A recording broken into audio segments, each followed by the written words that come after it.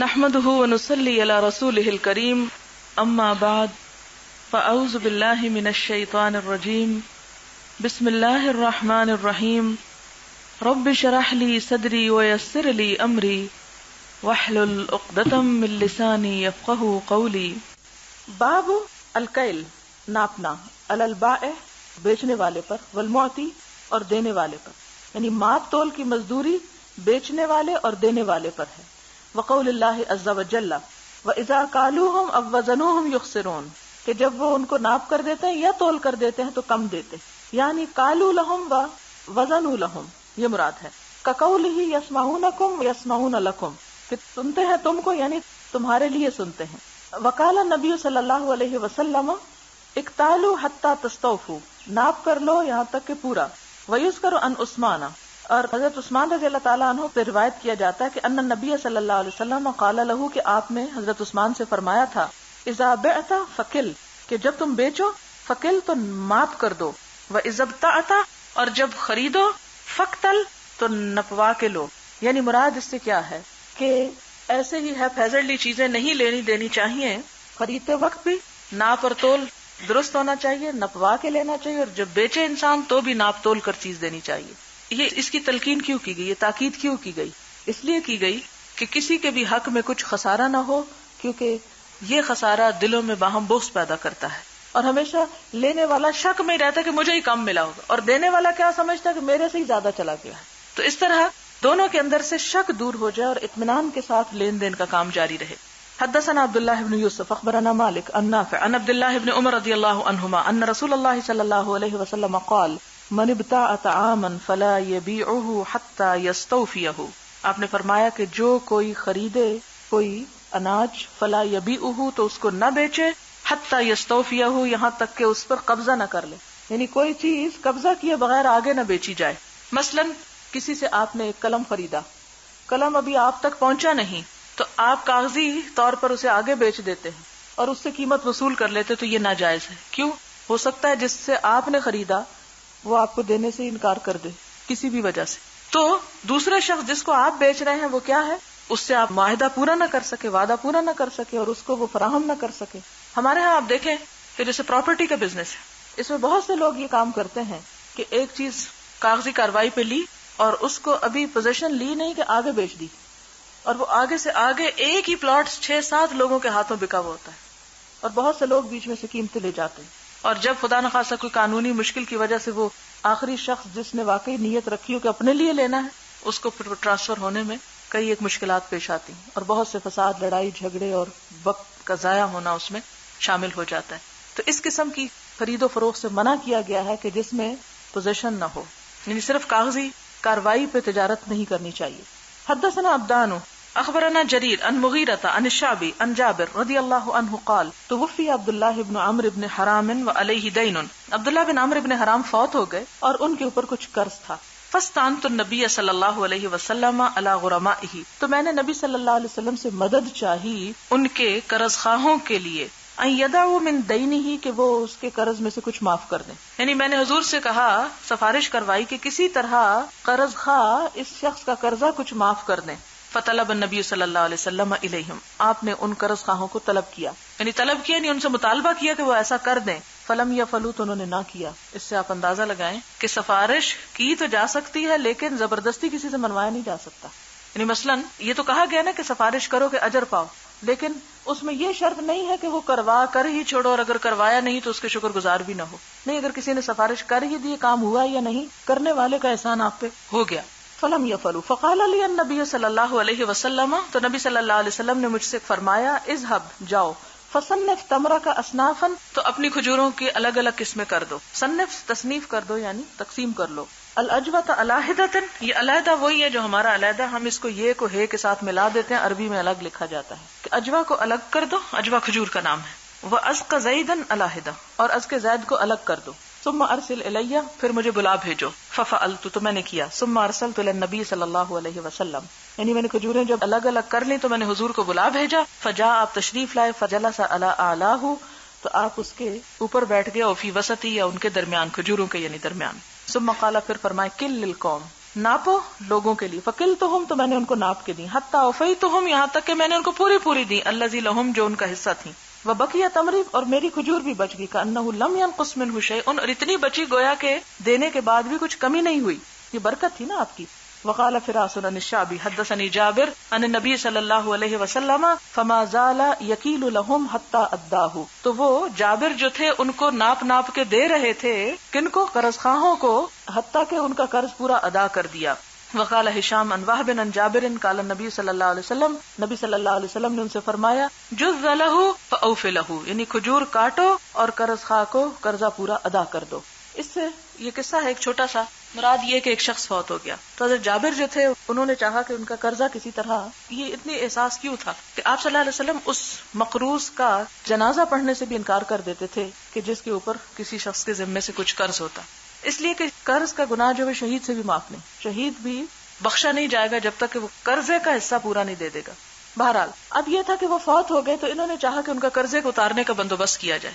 تو اس کے لیے انہوں نے پہلا طریقہ کیا کیا کہ آپ صلی اللہ علیہ وسلم سے فرمایا کہ آپ کی بات لوگ بہت مانتے ہیں، اگر آپ انہیں کہہ دیں گے کہ قرضہ معاف کر دو تو کر دیں گے. تو پہلا طریقہ یہ اختیار کیا، لیکن جنہوں نے قرضہ لینا تھا چونکہ کافی زیادہ تھا تو نہیں معاف کر رہے تھے، کہتے نہیں ہم نہیں چھوڑتے. اب آپ صلی اللہ علیہ وسلم بھی ساتھ شامل ہو گئے جابر کے کہ اب کوئی اور طریقہ کرنا چاہیے. آپ نے ایک تدبیر کی. تدبیر کیا تھی کہ جاؤ اپنی کھجوریں کیا کرو، الگ الگ کر لو اور پھر مجھے آ کے بتاؤ. انہوں نے اجوا الگ کر لی، دوسری الگ کر لی. آپ صلی اللہ علیہ وسلم تشریف لائے اور ان دونوں کے درمیان بیٹھ گئے. ان پر بیٹھنے سے مرادی کے کھجوروں کے پاس بیٹھ گئے، ہاتھ وغیرہ رکھا ہوگا. اور پھر اس کے بعد کیا کیا؟ کہا قرض خواہوں کو بلا لو. قرض خواہ آ گئے، کہا ان کو ناپو کھجوروں کو اور دو ان کو جتنا جتنا ان کا حق بنتا ہے. وہ سارا وہ دیتے گئے حتیٰ کہ باقی بھی بچ گئی. تو اس طرح قرضہ بھی ادا ہو گیا اور ان کی اپنے مال میں بھی برکت ہو گئی. اس سے ایک اور بات ہمیں پتہ چلتی ہے اور وہ یہ کہ جب انسان کسی دوسرے کے لیے بھلائی کرتا ہے، خیر خواہی کرتا ہے، اس کی مدد کرتا ہے، اللہ اس کی مدد کرتا ہے. باب ما یستحب من الکیل، ناپنا جو ہے پسندیدہ ہے. اب پیچھے آپ نے ایک حدیث پڑھی تھی حضرت عائشہ کی، وہ کہتی ہے میں جو کھاتی رہی، جب ناپا تو ختم ہو گئے. وہ یہ ہے کہ گھر میں آنے کے بعد ناپ تول نہیں کرنی چاہیے، لیکن خرید و فروخت کے وقت ناپ تول کرنا جو ہے وہ ضروری ہے. حدثنا ابراہیم ابن موسیٰ حدثنا الولید عن ثور عن خالد بن معدان عن المقدام بن معدی کرب رضی اللہ عنہ عن النبی صلی اللہ علیہ وسلم قال کیلوا طعامکم یبارک لکم، اپنا اناج ماپ لیا کرو، اس سے تمہارے لیے برکت ہوگی. یعنی ناپ کر لیا کرو. یہ ناپنے کے بعد وہی جھگڑا ختم کرنے کے لیے ہے. باب برکت صاع النبی صلی اللہ علیہ وسلم مدہ، نبی صلی اللہ علیہ وسلم کے صاع اور مد یعنی پیمانے ہیں، ان میں برکت. فی عائشہ رضی اللہ عنہا نے نبی صلی اللہ علیہ وسلم، اس میں حضرت عائشہ کی روایت ہے. حدثنا موسیٰ حدثنا وہیب حدثنا عمرو بن یحییٰ عن عباد بن تمیم الانصاری عن عبد اللہ بن زید رضی اللہ عنہ عن النبی صلی اللہ علیہ وسلم ان ابراہیم حرم مکہ ودعا لها، کہ ابراہیم علیہ السلام نے مکہ کو حرام قرار دیا اور اس کے لیے دعا فرمائی. وحرمت المدینہ، اور میں نے مدینہ کو حرم قرار دیا. کما حرم ابراہیم مکہ، جس طرح ابراہیم علیہ السلام نے مکہ کو حرم قرار دیا تھا. ودعوت لها، اور اس کے لیے میں نے دعا کی. فی مدھا وسعھا، اس کے مد اور سع میں. مثل ما دعا ابراہیم لمکہ، جس طرح ابراہیم علیہ السلام نے مکہ کے لیے دعا کی تھی. مد اور سع وہ پیمانے تھے جس سے چیزیں ناپ کر دی جاتی. حدثني عبداللہ بن مسلمہ عن مالک عن اسحاق بن عبداللہ عن ابی طلحہ عن انس بن مالک رضی اللہ عنہ ان رسول اللہ صلی اللہ علیہ وسلم قال، نبی صلی اللہ علیہ وسلم نے فرمایا اللہم بارک لہم فی مکیالہم، اے اللہ ان کے ناپ میں برکت ڈال. وبارک لہم فی ساعہم، اور ان کے ساع میں یعنی مدینہ والوں کے ساع میں برکت دے. ومدہم، اور ان کے مد میں برکت دے یعنی اہل المدینہ.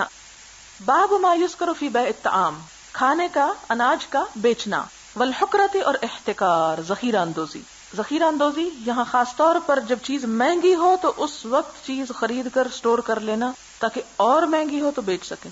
اگر عام حالات میں خرید کر سٹور کر لی جائے کہ سارا سال بیچیں گے تو کوئی حرج نہیں، لیکن مہنگائی کے وقت، قحط کے وقت، ضرورت کے وقت کسی چیز کا روکنا جو ہے ذخیرہ اندوزی، وہ ممنوع ہے.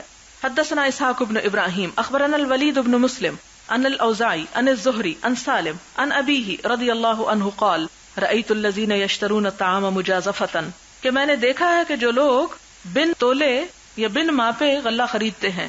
یضربون علی عہد رسول اللہ صلی اللہ علیہ وسلم، تو مارے جاتے تھے نبی صلی اللہ علیہ وسلم کے زمانے میں، ان کو مار پڑتی تھی. ان یبیعوہ حتی یؤوہ الی رحالہم، کہ نہ بیچیں اس کو، اللہ یبیعوہ حتی یؤوہ، یہاں تک کہ اسے لے جائیں الی رحالہم، اپنے گھروں کی طرف. یعنی مراد یہ ہے کہ اسٹور تو کیا جا سکتا ہے لیکن ضرورتاً. حدثنا موسیٰ بن اسماعیل حدثنا وہیب عن ابن طاؤس عن ابیہ عن ابن عباس رضی اللہ عنہما ان رسول اللہ صلی اللہ علیہ وسلم نہا ان یبیع الرجل طعاما حتی یستوفیہ. آپ نے منع فرمایا کسی شخص کو کچھ بیچنے کو یہاں تک کہ وہ اسے اس کی پوزیشن لے لے. قلت لابن عباس کیف ذاک، میں نے ابن عباس سے پوچھا یہ کیسے؟ قال ذاک دراہم بدراہم، کہا یہ ایسے ہی ہے جیسے روپے کے بدلے روپے بیچنا. والطعام مرجع، اور جو غلہ ہے وہ مدت پر میعاد پر دیا جائے گا. قال ابو عبداللہ مرجعون مؤخرون، ابو عبداللہ کہتے ہیں کہ مرجعون کا مطلب ہے مؤخرون یعنی تاخیر کے ساتھ، یعنی وقت مقرر پر. یعنی مراد یہ ہے کہ جب تک غلہ کسی کے ہاتھ میں نہ آ جائے وہ اس کو آگے فروخت نہیں کر سکتا. مثلا کسی نے غلہ خریدا، ابھی اس کو ملا نہیں، اس نے وصول نہیں کیا کہ اس نے آگے اس کا سودا بھی کر لیا، تو ایسا کرنا درست نہیں. ابن عباس کہتے ہیں کہ یہ ایسے ہی ہے جیسے روپے کے بدلے میں روپیہ بیچنا جو کہ سود ہوتا ہے. حدثنا ابو الولید حدثنا شعبہ حدثنا عبداللہ بن دینار قال سمعت ابن عمر رضی اللہ عنہما یقول قال النبی صلی اللہ علیہ وسلم من ابتاع طعاما فلا یبیعہ حتی یقبضہ، کہ جس نے کوئی اناج خریدا، طعام یہاں پر اناج کیونکہ بیسک وہ جو اصل کھانا ہوتا ہے وہ روٹی ہی ہوتی ہے، تو نہ بیچے اس کو یہاں تک کہ اس پہ قبضہ نہ کر لے، یعنی کوئی چیز قبضے میں لیے بغیر مت بیچے. حدثنا علی حدثنا سفیان کان عمرو بن دینار یحدثه عن الزہری عن مالک بن اوس انه قال من عنده صرف، کہ جس کے پاس روپیہ ہو. وقال طلحہ، طلحہ کہتے انا حتی یجیء خازننا من الغابہ، کہ جب تک ہمارا خازن غابہ سے آ نہ جائے. قال سفیان هو الذی حفظناه من الزہری، یہی بات ہم نے زہری سے بھی یاد کی، لیس فی زیادہ، اس میں کوئی زیادہ اضافہ نہیں ہوا. وقال اخبرنی مالک بن اوس انه سمع عمر بن الخطاب رضی اللہ عنہ یخبر عن رسول اللہ صلی اللہ علیہ وسلم قال الذهب بالذهب ربا، سونے کے بدل سونا بیچنا جو ہے یہ ربا ہے. الا وہا، مگر نقد، یعنی نقد جو ہے وہ نہیں ربا، لیکن وقت کی تاخیر کے ساتھ اس کے اندر اضافہ کر کے لینا جو ہے وہ ربا ہے. البر بالبر ربا الا ہاء وہاء، گیہوں گیہوں کے بدلے سود ہے مگر ہاتھوں ہاتھ. والتمر بالتمر ربا، کھجور کے بدلے کھجور بھی ربا ہے، الا ہاء وہاء، مگر نقد و نقد. والشعیر بالشعیر ربا، اور گندم کے بدلے گندم جو ہے یا جو کے بدلے جو شعیر جو کو کہتے ہیں، ربا الا ہاء وہاء، مگر ہاتھوں ہاتھ. باب بیع الطعام قبل ان يقبض، کھانے کو بیچنا اس سے پہلے کہ وہ قبضے میں لیا جائے. وبیع ما لیس عندک، اور اس چیز کو بیچنا جو تمہارے پاس ہے ہی نہیں، یعنی جو چیز ہے ہی نہیں اس کو بیچ ڈالنا. حدثنا علی بن عبداللہ حدثنا سفیان قال الذي حفظناه من عمرو بن دینار سمع طاووسا یقول سمعت ابن عباس رضی اللہ عنہما یقول اما الذي نهى عنه النبي صلی اللہ علیہ وسلم فهو الطعام ان يباع حتى يقبض. ابن عباس کہتے ہیں کہ نبی صلی اللہ علیہ وسلم نے جس چیز سے روکا ہے وہ گندم ہے یا گیہوں ہے، ان یباع کے بیچ دیا جائے، حتی یقبض یہاں تک کہ اسے قبضہ کیا جائے، یعنی قبضہ کیے بغیر کوئی چیز آگے بیچنا درست نہیں. قال ابن عباس ولا احسب كل شيء الا مثله، اور ابن عباس کہتے ہیں کہ میں تو ہر چیز کو ایسا ہی سمجھتا ہوں، یعنی صرف گیہوں کی بات نہیں کی جا رہی، یہاں ہر سودے کی بات کی جا رہی ہے کہ جس میں قبضے سے پہلے اس کو آگے بیچنا درست نہیں. یہ اصل میں تو ابن عباس ہی کا اجتہاد ہے، لیکن اس کے بارے میں حدیث بھی آپ دیکھ چکے ہیں. حدثنا عبداللہ بن مسلمہ حدثنا مالک عن نافع عن ابن عمر رضی اللہ عنہما ان النبی صلی اللہ علیہ وسلم قال، نبی صلی اللہ علیہ وسلم نے فرمایا من ابتاع طعاما، جو کوئی بیچے غلہ، فلا یبیعہ حتی یستوفیہ، تو نہ بیچے اس کو یہاں تک کہ اس کو قبضہ کر لے. زاد اسماعیل فلا یبیع حتی یقبضہ، نہ بیچے اس کو جب تک اپنے پاس لے نہ لے. یعنی مثلا ایک شخص صرف ٹیلی فون پہ بیٹھ کے سودے نہ کرتا رہے، کس لحاظ سے کہ ابھی غلہ پہنچا نہیں تو اس کو آگے بیچ دے اور وہ اس کو مزید آگے. تو صرف کاغذ کے اوپر ایک چیز نہیں ہونی چاہیے جب تک کہ وہ پوزیشن میں نہ آئے، کیونکہ یہ بھی دھوکے کی ایک قسم ہو جاتی ہے نا. مثلا وہ چیز ایک شخص نے آپ سے خریدنے کو کہا اور آپ نے کہا اچھا میں پہنچا رہا ہوں، لیکن آپ کے اپنے پاس ہے ہی نہیں، وہ چیز ابھی آپ کے ہاتھ ہی نہیں آئی. اب آپ اس وعدے کو پورا نہیں کر سکتے تو نتیجہ کیا ہوگا کہ وہ شخص کہیں اور سے بھی خرید نہ سکے گا اور اس کی ضرورت رہ جائے گی، اور آپ نے جو اسے وعدہ کیا وہ وعدہ بھی پورا نہ ہوا اور ایک طرح سے اس کے ساتھ دھوکا ہو جائے گا. باب من رآ اذا اشترى طعاما جزافا، جو خریدے غلہ جزافا یعنی بن تولے، بن ماپے بن تولے اگر کو خریدے، اللہ یبیعہ تو نہ بیچے اس کو، حتی یؤویہ الی رحلہ یہاں تک کہ اسے اپنے گھر نہ لے آئے، والادب فی ذالک اور ادب کا لفظ بھی عربی زبان میں متضاد الفاظ میں سے، جیسے جزا کا لفظ، جزا کا لفظ بھی بدلہ اچھا یا برا دونوں معنوں میں ہو سکتا ہے، بلا کا لفظ بھی اچھی یا بری دونوں معنوں میں ہو سکتی ہے. اسی طرح ادب بھی احترام کے معنوں میں بھی ہوتا ہے اور ادب سزا کے لیے بھی ہوتا ہے. والادب فی ذالک، اور اس معاملے میں سزا بھی ہے، یعنی اگر کوئی شخص اس قسم کا کام کرتا ہے تو اسے پینلٹی ڈالی جا سکتی ہے اس پہ. حدثنا یحیی بن بکیر حدثنا اللیث عن یونس عن ابن شہاب قال اخبرني سالم بن عبد الله ان ابن عمر رضی اللہ عنہما قال لقد رأيت الناس في عهد رسول الله صلی اللہ علیہ وسلم، میں نے دیکھا نبی صلی اللہ علیہ وسلم کے زمانے میں لوگوں کو یبتعون جزافا، کہ وہ بن ماپے تولے خرید و فروخت کرتے تھے، یعنی الطعام یعنی غلہ، یضربون ان یبیعوه، تو وہ مارے جاتے تھے، ان کو مار پڑتی تھی کہ وہ اسے آگے بیچ ڈالیں، فی مکانہم، اسی جگہ پر، حتی یؤوه الی رحالہم، جب تک کہ وہ اسے اپنے گھر نہ لے آئیں.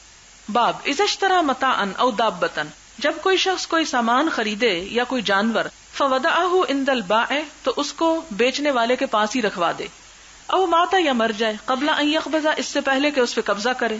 وقال ابن عمر رضی اللہ عنہما، اور ابن عمر رضی اللہ تعالیٰ عنہ کہتے ہیں، ما ادرکت الصفقة حیا مجموعا فهو من المبتاع، ما ادرکت، نہ پایا، الصفقة سامان، حیا زندہ، مجموعا اکٹھا، فهو من المبتاع، تو وہ خریدنے والے پہ ہے، یعنی بائع اس کا تاوان نہ دے گا. یعنی مراد اس سے کیا ہے کہ بیع کے وقت جو مال زندہ تھا، یعنی جانور اونٹ خریدا، جب خرید و فروخت ہو رہی تھی تو وہ زندہ تھا، اب کیا ہوا، اس نے ادھر ہی رکھوا دیا، اچھا میں کل لے جاؤں گا گھوڑا اپنا، کل گیا تو گھوڑا مرا پڑا تھا، تو اب اس کی ذمہ داری کس پہ ہے؟ بیچنے والے پہ کوئی نہیں ہے، خریدنے والے پہ ہے. کیوں رکھوایا تھا وہاں، نہ رکھواتا، یعنی ایک تو اس نے رکھا اور ایک اس کے اوپر تاوان بھی. یعنی رکھوایا تو جا سکتا ہے، لیکن رکھوانے سے اگر خرابی ہو جائے تو پھر اس کی ذمہ داری نہیں. مثلا اگر کسی نے کوئی سامان خریدا اور دکاندار کے پاس رکھوایا، خدا نخواستہ دکان کو آگ لگ گئی یا چور آ گئے، تو اب وہ اس کے پاس جائے کہ میں نے تو تمہارے پاس امانت رکھی تھی اور اس لیے مجھے دو، تو وہ اس کی ذمہ داری نہیں کہ اس کو دے، کیونکہ وہ تو اپنا بھی لوٹا بیٹھا ہے تو دوسرے کا کہاں سے بھرے گا. تو اس لیے اگر آپ کو لینا ہے تو لے آئیں اپنا، کیونکہ ہمارے ہاں عموماً ایسے ہی ہوتا ہے، ناحق دوسروں پہ تاوان ڈالتے ہیں. حدثنا فروۃ بن ابی المغراء اخبرنا علی بن مسہر عن ہشام عن ابیہ عن عائشہ رضی اللہ عنہا قالت لقل یوم کان یأتی علی النبی صلی اللہ علیہ وسلم، کم ہی کوئی دن گزرتا تھا کہ جس میں نبی صلی اللہ علیہ وسلم ہمارے گھر نہ آتے ہوں، الا یأتی فی، مگر اس میں آتے تھے، یعنی آپ صلی اللہ علیہ وسلم ہر روز ہمارے گھر آتے تھے. ویسے تو کہتے ہیں نا قدر کھو دیتا ہے روز کا آنا جائے، لیکن ہر جگہ ایسی بات نہیں.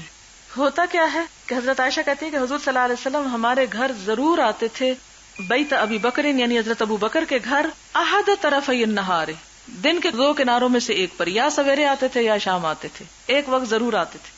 یعنی عادت کیا تھی، صبح یا شام آنے کی، درمیان میں آنے کی نہیں.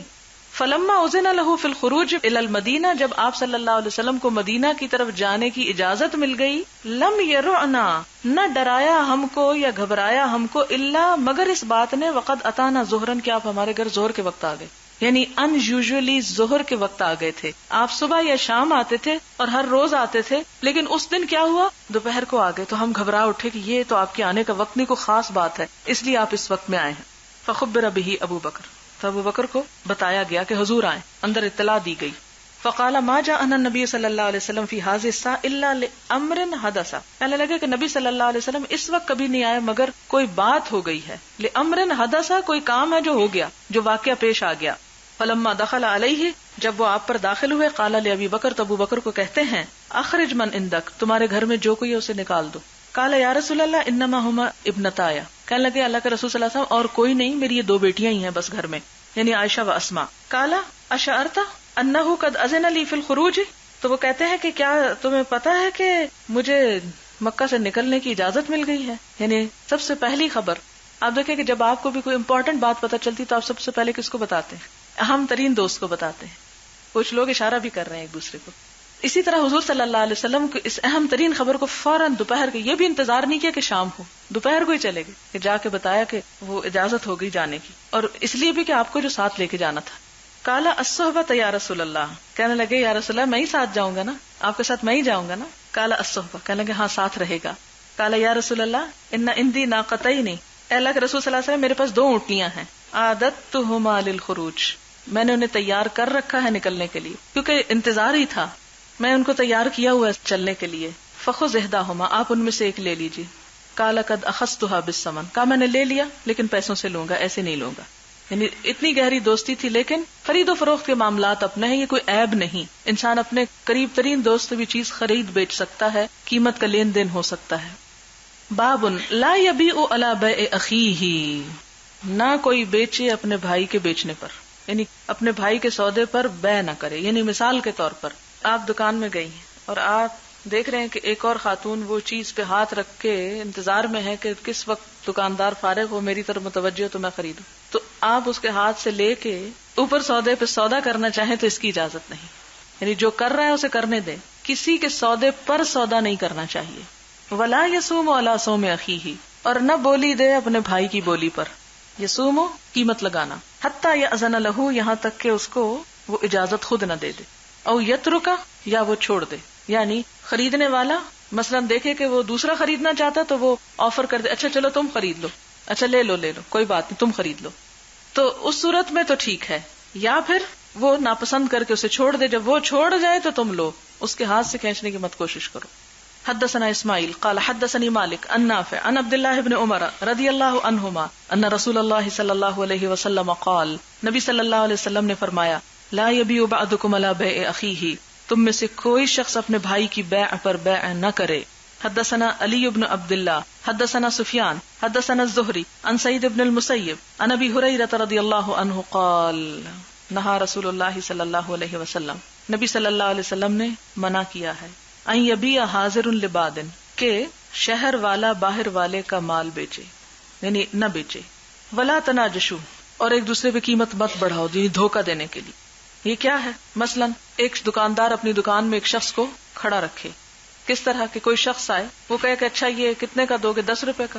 تو دوسرا کہے اچھا مجھے دے دو، میں 12 دیتا ہوں. تو وہ کہے گا نہیں اچھا چلو پھر مجھے ہی تم 12 کا دے دو. تو یہ کیا ہے؟ ایک دھوکے سے قیمت بڑھانا ہے کہ ایک بیچ میں بلا وجہ ایک ایسا شخص کھڑا کیا ہوا ہے کہ جو خریداروں کو دھوکہ دے رہا ہے اس بات میں، یعنی ان کی جو پسند ہے اس کو ایکسپلائٹ کر رہا ہے، دوسروں کی کمزوری سے فائدہ اٹھا رہا ہے. کہ ایک شخص ہے، ضرورت مند ہے، پتہ ہے اس نے خریدنا ہے اور ویسے نہیں اتنی قیمت پہ خریدے گا، تو ایک ٹرک کے ذریعے اس کی قیمت بڑھوانا ایسا درست نہیں ہے، اس کی اجازت نہیں ہے. ولا یبیع الرجل علی بیع اخیہ، اور کوئی شخص اپنے بھائی کی بیع پر بیع نہ ڈالے. ولا یخطب علی خطبۃ اخیہ، اور اپنے بھائی کے پیغام پر پیغام نہ دے.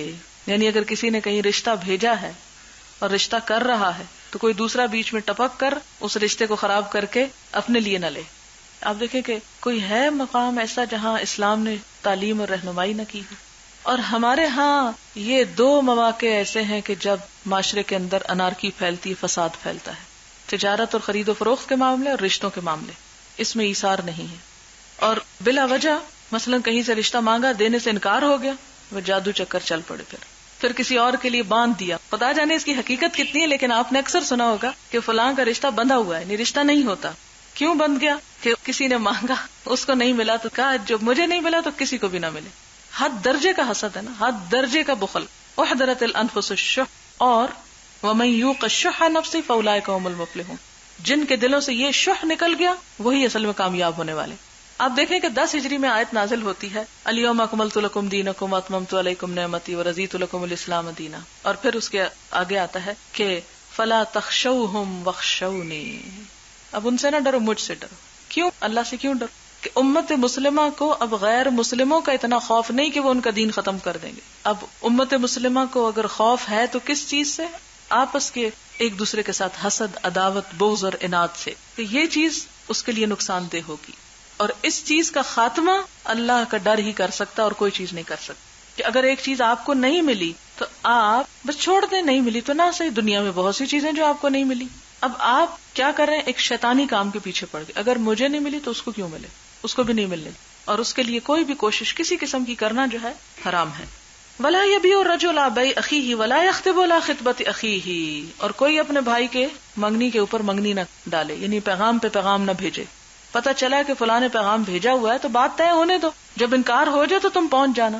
نہیں اس لیے کہ وہ اسے چھوڑ کر میری بات قبول کر لیں، یہ چیز ناپسندیدہ ہے. ولا تسأل المرأة طلاق اختها، اور کوئی عورت اپنی بہن کی طلاق کا مطالبہ نہ کرے، یعنی سوکن کو طلاق نہ دلوائے. لتکفی ما فی انائها، اس نیت سے کہ اس کا نوالہ بھی اپنے حصے میں ڈال لے. لتکفی، تاکہ لے لے، ما فی انائها، جو اس کے برتن میں. کہ اگر 2 ہوں گی تو ظاہر ہے کہ وسائل تقسیم ہو جائیں گے، تو اس کو نکالو تو میں آؤں گی، اس لیے تاکہ سب کچھ پہ میں ہی قابض ہو سکوں. یہ اس سے منع کیا گیا ہے. ہاں یہ ہے کہ آپ خود چھوڑ دیں، گہری بات ہے. باب بیع المزایدہ، نیلامی، مزایدہ، زیادہ پہ زیادہ کرنا، بڑھانا، آپس میں ایک دوسرے پہ بڑھا دینا. وقال عطا، اور عطا کہتے ہیں ادرکت الناس لا يرون بأسا بیع المغانم فی من یزید، کہتے ہیں کہ میں نے لوگوں کو دیکھا کہ وہ لوٹ کے مال نیلام کرنے میں کوئی برائی نہیں سمجھتے تھے. تو اس سے کیا مراد ہے کہ نیلامی جائز ہے، جبکہ وہ سب کو پتا ہوتا کہ بولی دی جائے گی. ایک ہوتا نا کہ بولی اس طرح دینا کہ قیمت بڑھوانے کے لیے صرف خریدنا کوئی نہیں، صرف قیمت بڑھوانے کے لیے بولی دیتے چلے جانا کہ کوئی بھی نہ خرید سکے، وہ ناجائز ہے. لیکن جب حقیقی معنوں میں خریدار کھڑے ہوں اور سب کو پتا ہو کہ یہ اب ایک پہ ایک آئے گی تو وہ چیز جو ہے اس کی اجازت ہے. حدثنا بشر بن محمد اخبرنا عبداللہ اخبرنا الحسین المکتب عن عطاء بن ابی رباح عن جابر بن عبداللہ رضی اللہ عنہما ان رجلا اعتق غلاما له عن دبر، کہ ایک شخص نے آزاد کر دیا ایک غلام عن دبر، مرنے کے بعد. یعنی اس نے کہا کہ میں جب مر جاؤں تو اس غلام کو کیا کیا جائے؟ آزاد. فاحتاج، تو محتاج ہو گیا. فاخذہ النبی صلی اللہ علیہ وسلم، تو لے لیا اس کو نبی صلی اللہ علیہ وسلم نے. فقال، تو فرمایا من یشتریہ منی، کون اس کو مجھ سے خریدے گا؟ فاشتراہ نعیم بن عبداللہ بکذا وکذا، تو نعیم بن عبداللہ نے ان سے اتنے اتنے روپے میں خرید لیا. فدفعہ الیہ، تو آپ نے وہ غلام اس کے حوالے کر دیا. کہا جاتا ہے کہ نعیم بن عبداللہ نے 800 درہم پر لیا، اور جب آپ نے فرمایا کون اس کو خریدتا ہے تو یہ ایک طرح سے نیلامی ہو گئی.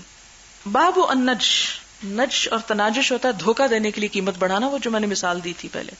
ومن قال لا يجوز ذلك البيع، اور جو یہ کہتا ہے کہ یہ بیع جائز نہیں. وقال ابن ابی اوفا، ابن ابی اوفا کہتے ہیں الناجش آکل ربا خائن، ناجش جو ہے یہ سود کا کھانے والا ہے، خیانت کار شخص ہے، یعنی چور بھی ہے اور سود خور بھی ہے.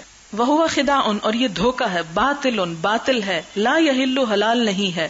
قال النبی صلی اللہ علیہ وسلم، نبی صلی اللہ علیہ وسلم نے فرمایا الخدیعۃ فی النار، دھوکہ دہی آگ میں ہے، یعنی جو دھوکہ دے گا وہ آگ میں جائے. ومن عمل عملا لیس علیہ امرنا فہو رد، جس نے کوئی ایسا کام کیا جس کا ہم نے حکم نہیں دیا تو وہ کام بھی ریجیکٹڈ ہے، مردود ہے، یعنی بدعت کی طرف اشارہ ہے. کل محدثۃ بدعہ وکل بدعۃ ضلالہ، ہر بدعت گمراہی ہے، یعنی اپنے سے دین میں نئے نئے ایجادات کرتے چلے جانا. حدثنا عبداللہ بن مسلم حدثنا مالک عن نافع عن ابن عمر رضی اللہ عنہما قال نہى النبی صلی اللہ علیہ وسلم عن النجش، نبی صلی اللہ علیہ وسلم نے نجش سے منع کیا، یعنی دھوکے سے قیمت بڑھانے سے منع فرمایا. باب بیع الغرر وحبل الحبلۃ، باب بیع تجارت یا فروخت کرنا، الغرری دھوکے کے ساتھ. جیسا کہ آپ غرور لفظ جانتے ہیں، اس کا مادہ بھی غین رے ہے، دھوکا. قرآن پاک میں آتا ہے لا یغرنکم باللہ الغرور، تو وہاں دھوکے باز کے لیے غرور کا لفظ آیا. تو یہاں دھوکے کی تجارت.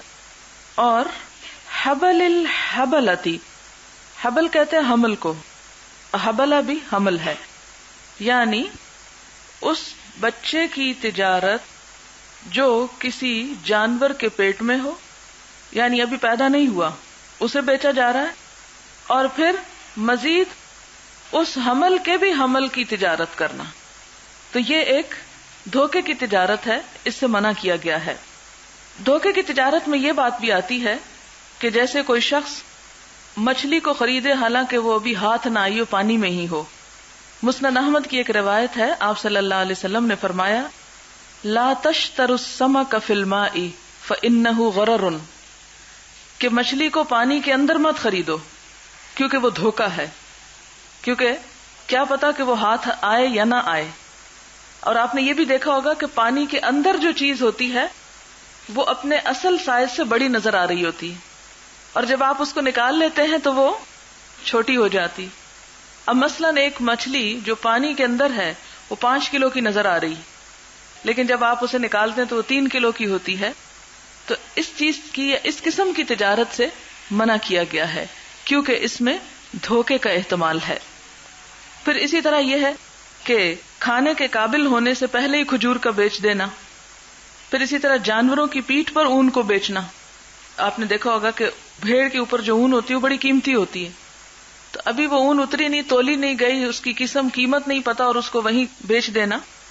یا اسی طرح دودھ دوہا نہیں گیا اور کہا جائے کہ جو کچھ اس جانور کے تھن میں دودھ ہے وہ آپ کو اتنے پہ بیچا جاتا ہے تو کیا معلوم کہ وہ 1 کلو نکلتا ہے یا 3 یا 5، کیا آتا ہے کیا نہیں، تو اس کو بھی منع کیا گیا. پھر اسی طرح دودھ کے اندر گھی اور اس کو بیچا جائے کہ اس دودھ میں جو گھی ہوگا وہ اتنے روپے کا، تو معلوم نہیں کہ وہ اتنے کا نکلتا ہے کہ نہیں. تو اس طرح کی جتنی بھی تجارت کی قسمیں ہیں یہ دھوکے پر مبنی ہیں اور اسے منع کیا گیا ہے. حدثنا عبد الله بن يوسف اخبرنا مالك النافع عن عبد الله بن عمر رضي الله عنهما ان رسول الله صلى الله عليه وسلم نبی صلی اللہ علیہ وسلم نے نہا عن بیع حبل الحبلۃ کہ حمل کے حمل کی تجارت سے روکا. وکان بیعا اور یہ ایک ایسی بیع تھی یتبایعہ اہل الجاہلیت کہ جو بیع رائج تھی جاہلیت کے لوگوں میں، یا وہ اس قسم کی تجارت کیا کرتے تھے. کان الرجل یبتاع الجزور الی ان تنتج الناقۃ، کان الرجل تھا ایک شخص یبتاع خریدتا الجزور اونٹ یا اونٹنی، یعنی جو بھی اس کے پیٹ کے اندر ہو، الی ان تنتج الناقہ یہاں تک کہ وہ بچہ جن دے. تنتج نتاج ہوتا ہے اونٹنی کا بچہ پیدا کرنا، نتیجہ کا لفظ بھی اسی سے ہے کیونکہ وہ بھی ایک طرح سے ریزلٹ ہوتا ہے نا. ثم تنتج التی فی بطنہا، اور پھر یہ بھی ساتھ ہی تجارت طے کر لے کہ وہ جو اس اونٹنی کے پیٹ میں بچہ ہے پھر جو اس کا آگے بچہ ہوگا اس کو بھی میں بیچتا ہوں. تو جب ابھی وہ پیدا ہی نہیں ہوا تو آپ بیچ کیسے سکتے ہیں؟ تو اہل جاہلیت اس قسم کی خرید و فروخت بھی کیا کرتے تھے، اور ایسی خرید و فروخت جو ہے وہ مختلف قسم کے جھگڑوں کو جنم دیتی ہے، اس لیے اس سے منع کیا گیا.